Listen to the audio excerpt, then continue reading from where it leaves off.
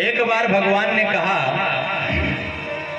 कि भाई रोज लड़ते रहते हो, समुद्र अपनी शक्तियों को लांघ रहा है, अगर समुद्र मंथन करके उन शक्तियों को निकाल लिया जाए, समुद्र मंथन करके अगर अमृत को निकाल लिया जाए और देवता और दानव अमृत को पी लें तो चाहे जितना लड़ाई करोगे भाई मरोगे कोई नहीं अमृत का पान करने के बाद। तो भगवान की इस वाक्य पटुता पर राक्षस तैयार हो गए और भगवान ने राक्षसों की मदद से समुद्र मंथन कराया। समुद्र मंथन कराने के बाद भगवान ने छल स्वरूप मोहनी का रूप धारण करके वो अमृत सभी देवताओं में परोस दिया और राक्षसों के पल्ले कुछ नहीं पड़ा। एक बार महाराज बलि को शुक्राचार्य के द्वारा अमृत संजीवनी विद्या प्राप्त होकर के महाराज बलि ने शुक्राचार्य की शरण चरण ग्रहण करके देवताओं को निस्तेज कर दिया। पूरे त्रैलोक्य पर महाराज बलि का ही अधिकार था, तो यहाँ पर भगवान ने वामन रूप धारण करके बलि को भी छल लिया। प्रेम से बोल वामन भगवान की जय हो, मोहनी भगवान की जय हो। इस प्रकार भगवान ने मोहनी रूप धारण करके बीच में समुद्र मंथन के समय कश्यप का रूप भी धारण किया था और वामन अवतार करते हुए प्रभु की यात्रा मत्स्यावतार तक पहुंची। राजा सत्यव्रतु को भगवान ने मत्स्यावतार में दर्शन दिया था और प्रलयंकालीन सारी विधि बताई थी कि प्रलय होगा तो आप पृथ्वी पर रक्षा कैसे करेंगे। ये सब कथा पार करते हुए हम पहुंचते हैं जब नवम स्कंद में। ये सब अष्टम स्कंद में कथाएं हैं। नवम स्कंद की जो कथा है वो ईशानो कथा है। नवम स्कंद का वर्णन सुखदेव बाबा ने राजा परीक्षित से लगभग 24 अध्यायों में की है, जिसमें 12 अध्याय में सूर्यवंश का वर्णन है और 12 अध्याय में चंद्रवंश का वर्णन है। सूर्यवंश के वर्णन में 12 अध्याय में हमारे राम जी आए और चंद्रवंश के वर्णन में हमारे श्याम जी आए। सुखदेव बाबा कहते हैं परीक्षित तो सबसे पहले चंद्रवंश सुनने से पहले आपको सूर्यवंश सुनना ही पड़ेगा। वैसे सूर्यवंश का विस्तार तो बहुत है, उसको पूरा सुना पाना संभव नहीं है, क्योंकि उसकी विस्तार से जो चर्चा की जाए वो वर्षों में पूरी नहीं की जा सकती। ना शक्यते विस्तरतो वक्तुम वर्ष शतैरपि। उसकी जो चर्चा है वो 100 सालों तक अगर की जाए सूर्यवंश की तब भी पूरी नहीं हो सकती। लेकिन कुछ तो संक्षेप में बताना ही पड़ेगा। श्रीमन नारायण के नाभि कमल से ब्रह्मा जी का जन्म हुआ, उसी कमल पर ही ब्रह्मा जी उत्पन्न हुए। ब्रह्मा जी के बेटा हुए मारीची मुनि और मारीची मुनि के बेटा हुए कश्यप और कश्यप का बेटा हुआ विवस्वान। इन्हीं का दूसरा नाम सूर्य भी था और इन्हीं से प्रारंभ हुआ सूर्यवंश। विवस्वान के पुत्र श्रद्धा देव हुए श्राद्ध देव, जिनकी श्रद्धा नाम की पत्नी थी लेकिन संतान कोई नहीं थी।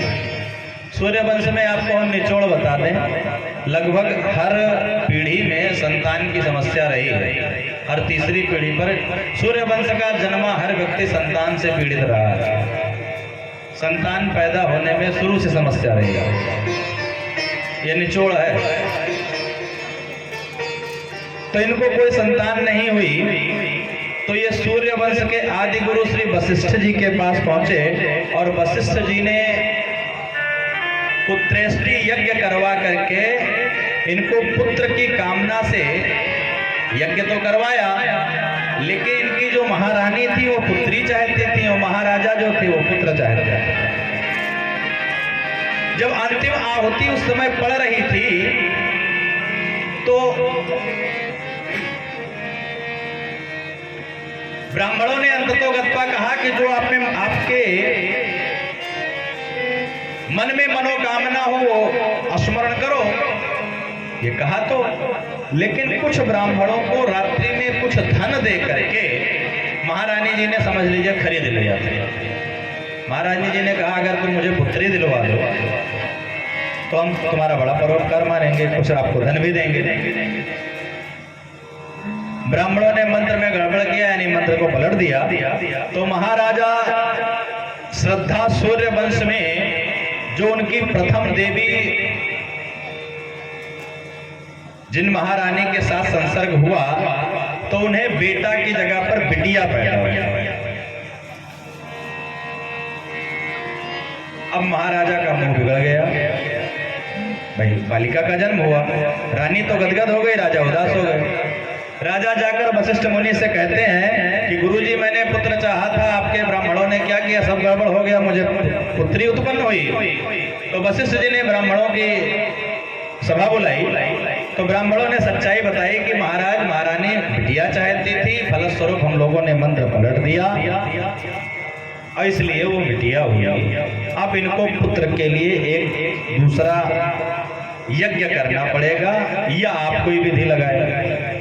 तो महाराज वशिष्ठ ने कहा कि आप परेशान ना हो, हम संकल्प पढ़ करके ये वरदान देते हैं कि यही आपकी बिटिया 1 महीना तो ये पुत्र रहेगी और 1 महीना ये आपकी पुत्री रहेगी। राजा ने कहा चलो इससे भी हम काम चला लेंगे। उसी बालिका को ही वशिष्ठ जी ने बालक बना।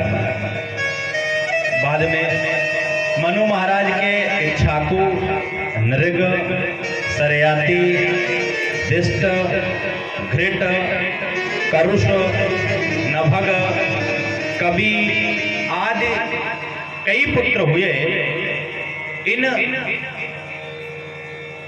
सभी राजाओं से ही सूर्यवंश का विस्तार हुआ। इनमें एक सरयाती नाम के राजा हुए जिनकी पुत्री हुई सुकन्या, जिसने चमन ऋषि के साथ अपराध कर दिया था। उनके दोनों नयन आंख फोड़ दिए थे। तो चमन ऋषि ने राजा के राज्य में सभी लोगों के, पूरी प्रजा के मल मूत्र को रोक दिया। फलस्वरूप राजा सरयाती ने जब अपनी सुकन्या कन्या का विवाह चमन मुनि के साथ किया तब जाकर के वो लोग इस पीड़ा से मुक्त हुए। इसी वंश में आगे चल कर के महाराज रेवत हुए, महाराज अम्बरीश जी भी हुए। अम्बरीश जी एकादशी का निर्जल व्रत रखते थे। एक बार दुर्वासा मुनि ने उनके साथ अपराध किया तो श्रीमन नारायण प्रभु ने दुर्वासा मुनि का मनोरथ सिद्ध किया और दुर्वासा ने महाराज अम्बरीश के चरणों में आकर विनती की। तब महाराज अम्बरीश ने दुर्वासा को भगवान के सुदर्शन चक्र से मुक्त किया।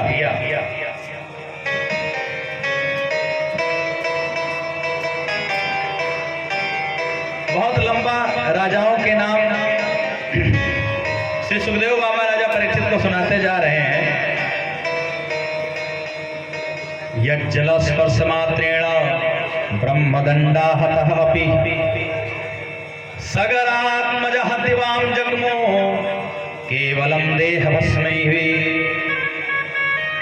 इन्हीं के वंश में आगे चलकर महाराज सगर का भी जन्म हुआ, जिनके 60,000 पुत्र हुए। महाराज कपिल की कथा आपने कथा प्रारंभ होते ही सुनी। महाराज कपिल के कोप के कारण वो 60,000 पुत्र मारे गए। उनका उद्धार करने में 3 पीढ़ियां लग गईं और 3 पीढ़ियां मिल करके, भाई जैसे सगर पुत्रों का उद्धार 3 पीढ़ियों में तो हो गया, लेकिन श्री सुखदेव जी कहते हैं राजा परीक्षित से कि इन्हीं के वंश में राजा भगीरथ, राजा ऋतुपर्ण के सौदास, सौदास के असमत, असमत के नारी कवच, नारी कवच के खटवांग के दिलीप के रघु, और जिनसे चला रघुवंश। रघु राजा के अज और अज के हुए बेटा दशरथ, और दशरथ के बेटा हुए श्री राम।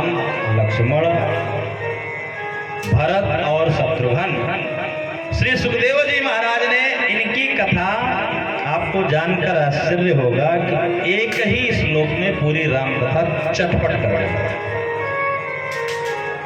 गुरुवर्थे त्यक्त राज्यो व्यचर तदुवनम